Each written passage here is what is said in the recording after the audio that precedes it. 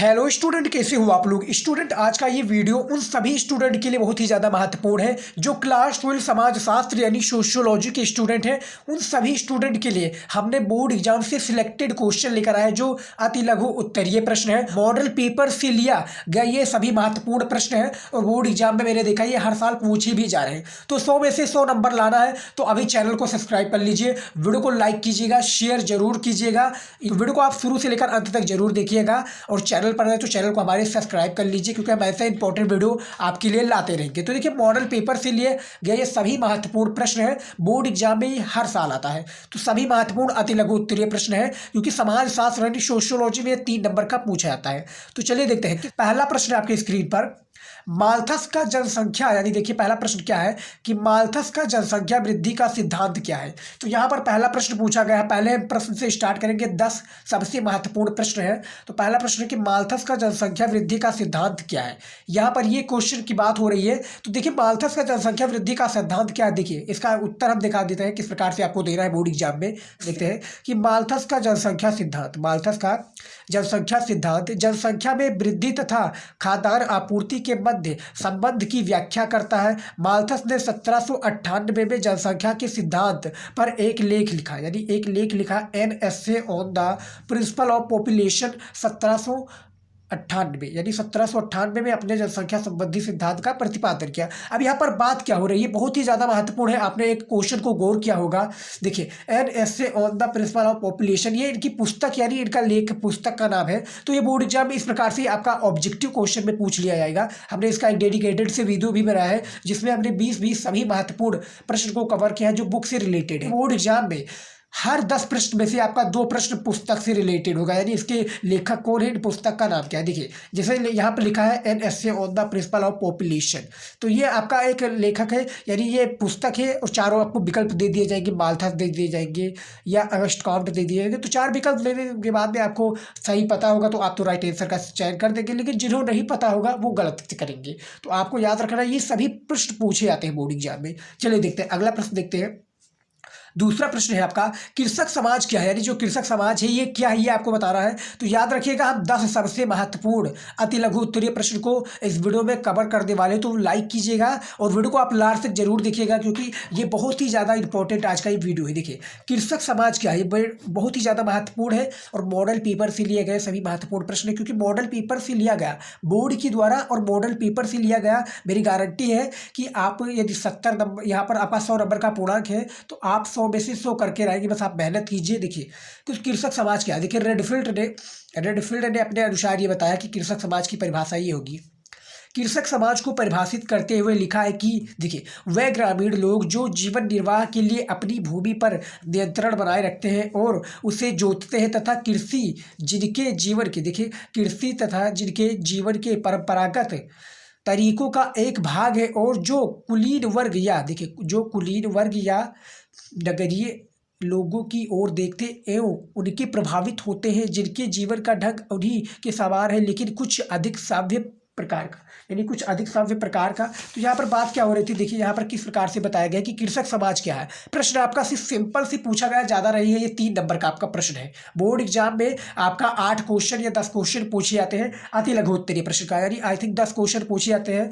तो 10 में से आपको 30 में 30 लाना है। तो ये वीडियो को आप लास्ट तक देखिएगा और अभी तक वीडियो को लाइक नहीं किया तो लाइक कर दीजिए। तो देखिए किस प्रकार से रेडफील्ड ने अपने अनुसार बताया है कि कृषक समाज को परिभाषित करते हैं तथा इसमें जो लोग रहते हैं नियंत्रित रहते हैं, परंपरागत उसको खेतों को जोतते हैं, उस पर अनाज उगाते हैं, कुलीन वर्ग नगरीय लोगों की ओर देखते हैं और उनके तरह ही प्रभावित होते हैं, जिनके जीवन का ढंग उन्हीं के समान लेकिन कुछ अधिक सभ्य प्रकार से होता है, जो कि कृषक समाज के रूप में होता है। तो यहाँ पर कृषक समाज की परिभाषा बहुत ही आसान तरीकों से था। चलिए देखते हैं अगला प्रश्न। देखते हैं, बहुत ही महत्वपूर्ण ये सभी प्रश्न है। तो लाइक कीजिएगा, शेयर करना मत भूलिएगा क्योंकि ये वीडियो आपकी डिमांड पर ही हमने बनाया है। देखिए तीसरा आपका प्रश्न है, भारत में जनजातियों को किन्हीं 3 विशेषताओं का उल्लेख कीजिए, यानी जो भारत में जनजातियों की किन्हीं 3 विशेषताओं के बारे में आपको बताना है। तो 3 विशेषताएं कुछ इस प्रकार से है। तो देखिए किस प्रकार से है, ये देखिए यहाँ पर तीसरा प्रश्न है, याद रखिएगा तीसरा प्रश्न है जो कि सोशियोलॉजी का मोस्ट इंपॉर्टेंट प्रश्न है। देखिए, भारत में जनजातियों को 3 विशेषताओं निम्नलिखित है, यानी यहाँ पे 3 विशेषताएं जो है वो निम्नलिखित है। किस प्रकार से, पहला देखिए सामान्य भूभाग, यानी सामान्य भूभाग में देखिए एक जनजात एक निश्चित, देखिए एक जनजात एक निश्चित भूभाग में ही निवास करती है, क्या करती है, एक निश्चित ही भूभाग में क्या करती है, निवास करती है। दूसरा है आपका विस्तृत आकार, एक जनजात में कई परिवारों का वंश, एक जनजात में कई परिवारों का वंश और गोत्र का संकलन होता है। तीसरा है आपका सामान्य भाषा एवं जनजाति के लोग अपने विचारों का आदान प्रदान करने के लिए जनजाति की अपनी एक सामान्य भाषा का प्रयोग करते हैं, यानी जनजाति की अपनी एक सामान्य भाषा का क्या करते हैं, प्रयोग करते हैं। तो यहाँ पर बात क्या हो रही थी प्रश्न के बारे में, देखिए प्रश्न जो हमारा था कि भारत में जनजातियों की किन्हीं 3 विशेषताएं का उल्लेख कीजिए। तो 3 विशेषताएं आपके प्रकार इस प्रकार से है कि सामान्य भूभाग, विस्तृत आकार या सामान्य भाग।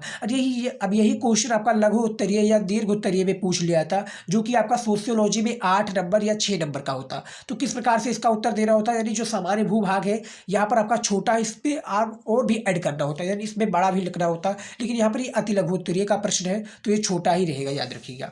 जिस प्रकार से काम उस प्रकार से दाम, मेरे कहने का मतलब है जिस प्रकार से आपका प्रश्न रहेगा, प्रश्न का उत्तर रहेगा, उसी प्रकार से आपको प्रश्न का आंसर भी यानी उसका नंबर भी दिया जाएगा। चौथा प्रश्न है आपका सामाजिक संरचना का क्या अर्थ है, यानी जो सामाजिक संरचना है इसका क्या अर्थ है, इसके बारे में आपको बताना है। देखिए किस प्रकार से हमने इसका उत्तर बताया है, बहुत ही ज़्यादा ये आपका महत्वपूर्ण है वीडियो इसलिए महत्वपूर्ण है क्योंकि हमने आपके डिमांड पे सोशियोलॉजी का वीडियो बनाया है। और यदि आपने VVI ऑब्जेक्टिव क्वेश्चन का वीडियो नहीं देखा है तो वो वीडियो भी आपको डिस्क्रिप्शन में मिल जाएगा, आप देख सकते हैं।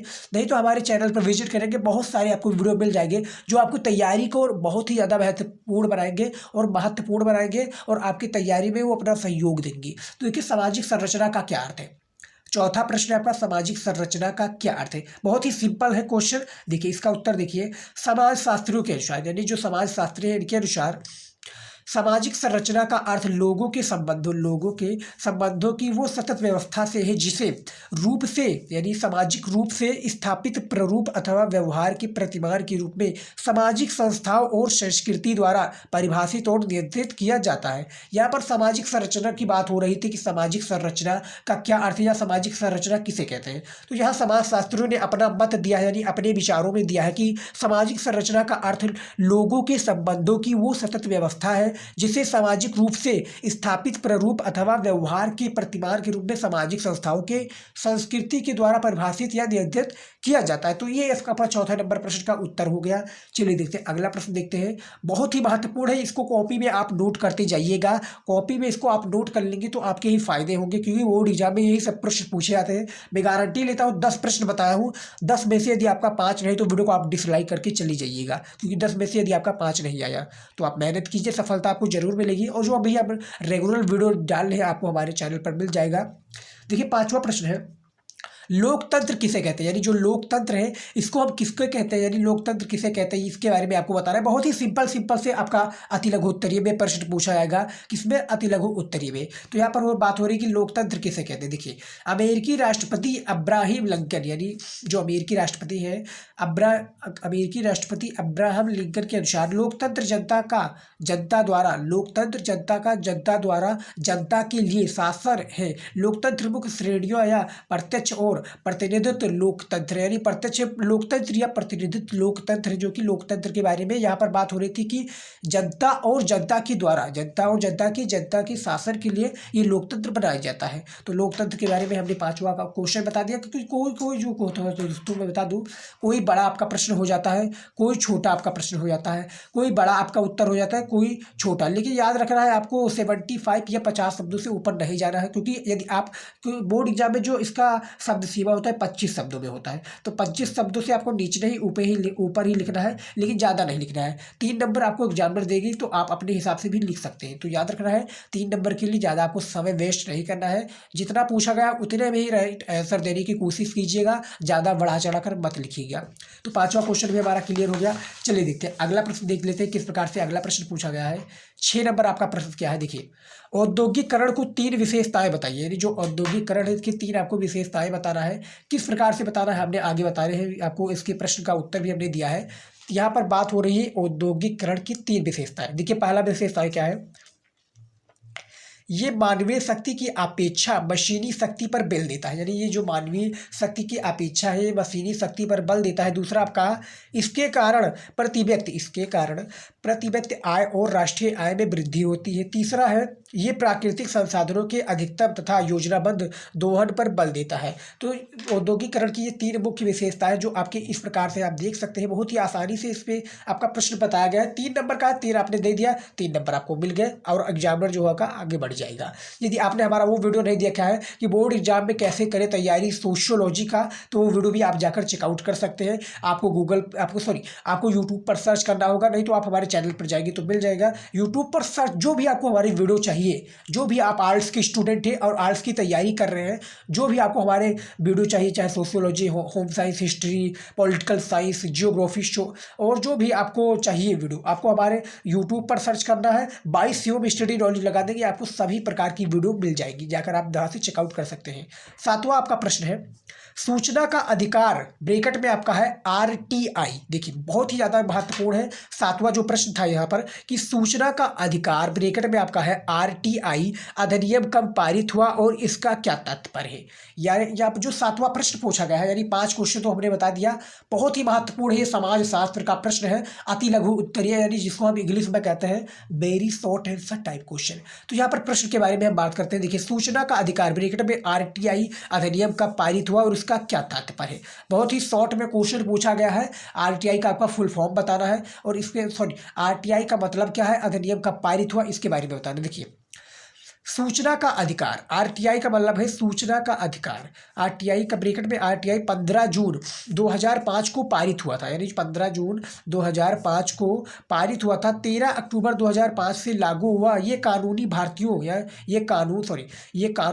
भारतीयों को सरकारी अधिलेखों तक पहुंचने का अधिकार देता है। थोड़ा थोड़ा जल्दी में मिस्टेक हो जाता है तो उस पर आप मत गौर कीजिएगा। काफ़ी स्टूडेंट नुक्स निकालने लगते हैं कि सर आप गलत बोल गए, ये है वो है।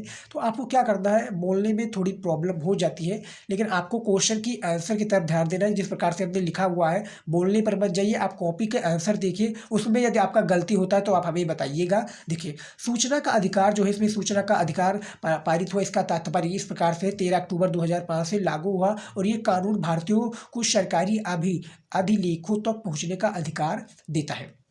7वां प्रश्न भी हमारा क्लियर हो गया। चलिए देखते हैं 8वां प्रश्न देखते हैं। बहुत ही महत्वपूर्ण ये सभी प्रश्न हैं। लाइक नहीं किए तो लाइक कर दीजिए, वीडियो को शेयर जरूर कीजिएगा अपने दोस्तों के साथ, जो आपके फ्रेंड हो, दोस्त हो, जो भी तैयारी कर रहे हो, आपके साथ में क्लास में पढ़ रहे हो, उन्हें वीडियो शेयर कीजिएगा। शेयर करने से ये होगी कि हमें मोटिवेट होंगे और हमें करें कि हमारे स्टूडेंट इतने देख रहे हैं और हमारे वीडियो को लाइक कर रहे हैं, पसंद कर रहे हैं। और यदि आप कहेंगे और भी वीडियो बनाने के लिए तो हम और भी वीडियो बनाएंगे जो आपकी तैयारी को और भी शानदार बना पाए। तो देखिए 8वां प्रश्न क्या है, भारत में होने वाले प्रमुख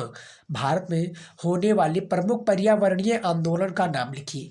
यहाँ पर बात क्या हो रही है कि जो भारत में होने वाले प्रमुख पर्यावरणीय आंदोलन है, इनके बारे में आपको नाम लिखना है। हम बताते हैं इसका एक एक आंसर आपको चुनिंदा बताते हैं, जो आपका आंसर है किस प्रकार से है। ये अति लघु उत्तरीय का प्रश्न है, बहुत ही महत्वपूर्ण है समाज शास्त्र के स्टूडेंट के लिए। लाइक कीजिएगा, चैनल पर नए हो तो चैनल को सब्सक्राइब करना मत भूलिएगा। देखिए हम अब हर बार लाइक के बारे में क्यों बोलते हैं, लाइक से हमें मोटिवेशन मिलता है कि हमारी वीडियो को पसंद कर रहे हैं, मोटिवेशन मिलता है नए नए टॉपिक पे वीडियो बनाने के लिए और आपकी जो तैयारी है उसको शानदार बनाने के लिए। तो भारत में होने वाले पर्यावरण आंदोलन के नाम देखिए, पहला आपका बिश्नोई आंदोलन, दूसरा आपको चिपको आंदोलन, तीसरा है आपको अपिक्को आंदोलन, चौथा है साइलेंट घाटी आंदोलन, पांचवा है जंगल बचाओ आंदोलन, या 6 है नर्मदा बचाओ आंदोलन, तथा 7वां है टिहरी बांध आंदोलन। तो ये भारत में होने वाले प्रमुख 7 बांध है, 7 आंदोलन है, जो कि इस प्रकार से आपको कॉपी में दिख जाएगा किस प्रकार से है। ये आपका इस प्रकार से है। और यदि आपका यही प्रश्न आ जाता है दीर्घ उत्तरीय में, यानी दीर्घ उत्तरीय में आ जाता है कि भारत में होने वाले प्रमुख पर्यावरणीय आंदोलन का नाम लिख दे, तो इसमें आपको जो हमने यहाँ पर आंदोलन के नाम बताए 7, तो इसमें आपको लिखना होता है, यानी इसमें थोड़ा थोड़ा आपको ऐड करना होता, जो कि 250 वर्ड का होता, जिसमें आपको 8 नंबर दिए जाते। तो इसमें ये क्वेश्चन भी आपका बन जाता है। तो आप यदि आपका इसका थोड़ा थोड़ा भी लिख देते तो वो आपका 8 नंबर का भी बन जाता है। तो हमने इसको आपको चेतावनी दे दिया किस प्रकार से आपको देना है बोर्ड एग्जाम में। यही सब प्रश्न पूछे जाते। क्या होता है ना, कभी कभी स्टूडेंट कंफ्यूज हो जाते हैं कि देखते सर ये क्वेश्चन तो अलग है, ये क्वेश्चन अलग है। तो आपको क्वेश्चन पर नहीं जाना है, आपको क्वेश्चन की जो है स्ट्रैटेजी पता करनी, क्योंकि 15 मिनट आपको पेपर पढ़ने के लिए दिया है। तो आप पेपर को ढंग से पढ़िए, ध्यान से पढ़े कि पेपर क्या कह रहा है। यदि आपका प्रश्न का उत्तर नहीं आ रहा है, आप पेपर को ध्यान से पढ़ेंगे तो आपको ऑटोमेटिक दिमाग में उसका क्वेश्चन का आंसर बनना स्टार्ट हो जाएगा। तो आप ध्यान से पढ़िए और आपकी जो तैयारी है और भी शानदार हम कराते रहेंगे। तो वीडियो को आप लास्ट तक जरूर देखिएगा और भी जो हमारे इंपॉर्टेंट वीडियो उसको भी चेकआउट कीजिएगा। देखिए 9th नंबर हमारा प्रश्न है सोशियोलॉजी का, ये अति लघु उत्तरीय प्रश्न। हरित क्रांति से आप क्या समझते हैं? बहुत ही महत्वपूर्ण और मोस्ट इंपॉर्टेंट ये क्वेश्चन होने वाला है, क्योंकि इसमें हमने बताया है, देखिए इसमें हमने क्या बताया है कि हरित क्रांति से आप क्या समझते हैं। 9th नंबर हमारा प्रश्न है, हरित क्रांति से आप क्या समझते हैं, इसके बारे में आपको बताना है। देखिए इसका उत्तर देखिए किस प्रकार से है। हरित क्रांति द्वारा 1960-70 के दशकों के उन क्षेत्रों में जहां ये प्रभावशाली रही, महत्वपूर्ण परिवर्तन हुई, क्रांति देखिए क्रांति कृषि आधुनिकीकरण एक सरकारी कार्यक्रम था। इसके लिए आर्थिक सहायता अंतर्राष्ट्रीय संस्थाओं द्वारा दी गई थी। ये अधिक उत्पादक वाले अथवा संकर बीजों के साथ कीटनाशकों, खादों तथा किसानों के लिए अन्य निवेश देने पर केंद्रित थी। ये कार्यक्रम मुख्य रूप से गेहूं तथा चावल उत्पादन या उत्पाद करने वाले क्षेत्रों पर ही लक्षित थी। परिणाम स्वरूप हरित क्रांति पैकेज की प्रथम लहर केवल कुछ क्षेत्रों में जैसे पंजाब, पश्चिम उत्तर प्रदेश, तटीय आंध्र प्रदेश तथा तमिलनाडु की कुछ हिस्से में ही चली। हरित क्रांति सरकार तथा इसमें योगदान देने वाले वैज्ञानिक की एक महत्वपूर्ण उपलब्धि मानी जाती है। अब देखिए इस प्रकार से भी आपका प्रश्न पूछ लिया जाएगा कि देखिए यहाँ पर हमने एक पॉइंट बताया, जिस प्रकार से हमने उसमें बताया था कि an essay of the population पुस्तक के लेखक कौन है, तो वो माल्थस जी हो जाएंगे। लेकिन यहाँ पर किस प्रकार से बात हो रही है, यहाँ पर हरित क्रांति के बारे में बात हो रही है। तो आपका इस प्रकार से क्वेश्चन पूछ लिया जाएगा कि सबसे ज़्यादा सफल हरित क्रांति किस क्षेत्र में रही, यानी किस राज्य में रही या किस क्षेत्र में रही। तो इस प्रकार से भी आपका प्रश्न पूछ लिया जाएगा। और इस प्रकार से आपका एक प्रश्न पूछ लिया जाएगा कि हरित क्रांति किससे चीज़ से संबंधित है, रबड़ से है, कृषि से है या उत्पादन से, जो भी आपका पूछ लेगा तो उनमें से आपका कृषि राइट आंसर हो जाएगा। अब जो हमने बताया था कि हरित क्रांति किस राज्य में सफल रही, तो वो सबसे ज़्यादा रही आपका पंजाब, यानी पंजाब इसका सही उत्तर हो जाएगा, क्योंकि जो सबसे ज़्यादा पंजाब में ही हरित क्रांति सफल रही। तो हमने इस प्रकार से आपका हरित क्रांति के बारे में बता दिया। आप इसका आंसर भी देख सकते हैं किस प्रकार से 1960 और 1900 के शतक में, जो 70 के दशक में हरित क्रांति सबसे ज़्यादा पॉपुलर थी। अब हम बात करेंगे 10 नंबर प्रश्न के बारे में, जो कि बहुत ही ज़्यादा मोस्ट इंपॉर्टेंट क्वेश्चन भी हम इसको कह सकते हैं। सभी जो क्वेश्चन है मोस्ट इंपॉर्टेंट क्वेश्चन है, बोर्ड एग्जाम से सिलेक्टेड क्वेश्चन है जो हर साल पूछे जाते हैं। 10वां नंबर जो आपका प्रश्न है, अंतर्विवाह को समझाइए, यानी जो अंतर्विवाह इसको अपने बारे में समझाना। देखिए सामाजिक नियमानुसार प्रत्येक व्यक्ति को अपने ही वर्ग व जाति में विवाह करने की, सामाजिक नियमानुसार प्रत्येक व्यक्ति को अपने ही वर्ग व जाति में विवाह करने की आज्ञा होती है। इस प्रकार एक ब्राह्मण युवक को न केवल ब्राह्मण कन्या से विवाह करना होता है, बल्कि कान्यकुब्ज युवक की कान्यकुब्ज विवाह करना होता है, बल्कि कान्यकुब्ज के कन्या से विवाह करना होता है। कार्यस्थ जात भी, देखिए कार्यस्थ जात भी उपजातियों में विभाजित है, यथा सक्सेना, माथुर, श्रीवास्तव, भटनागर आदि, ये सब जो है अंतर्विवाह के अंतर्गत आते हैं। तो यहाँ पर अंतर्विवाह का ये आपका हो गया 10 प्रश्न हमारा है। आप देख सकते हैं किस प्रकार से इसका आंसर भी हमने बहुत ही सटीक से दिया है। आप इसका उत्तर आप अपने कॉपी में लिख लीजिए और याद कर लीजिए, बहुत ही ज़्यादा महत्वपूर्ण है। 10वां प्रश्न भी हमने बता दिया, हरित क्रांति आप क्या समझते हैं। तो ये सभी जो प्रश्न हमने बताया बहुत ही ज़्यादा महत्वपूर्ण है और आपके बोर्ड एग्जाम में आने की बहुत ही ज़्यादा चांसेस है। यदि आप कहेंगे लॉन्ग क्वेश्चन पर वीडियो बनाने के लिए, वो भी क्वेश्चन विद आंसर, तो आप वीडियो को लाइक कीजिएगा, चैनल पर है तो चैनल को सब्सक्राइब कर लीजिएगा, वीडियो को शेयर जरूर कीजिएगा। हम ऐसा इंपॉर्टेंट वीडियो आपके लिए लाते रहेंगे, जो भी आप क्वेश्चन का आंसर कहेंगे हम आपको देते रहेंगे, वीडियो लाते रहेंगे और तैयारी को आपको शानदार बनाते रहेंगे।